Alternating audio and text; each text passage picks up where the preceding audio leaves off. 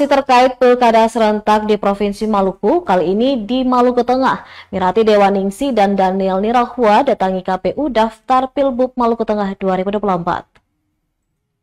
Mirati Dewaningsih dan Daniel Nirahua resmi mendaftar di Komisi Pemilihan Umum Maluku Tengah untuk maju pemilihan Bupati 2024. Keduanya mendaftar sebagai pasangan calon Bupati dan Wakil Bupati Maluku Tengah.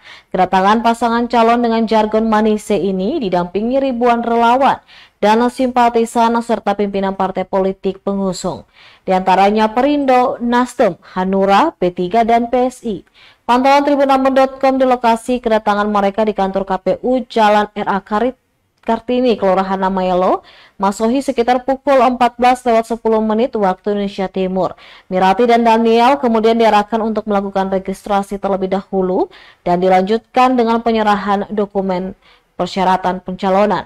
Ketua KPU Maluku Tengah, Abdurrahim Lesnusa, menjelaskan seluruh dokumen yang diserahkan telah lengkap dan diterima.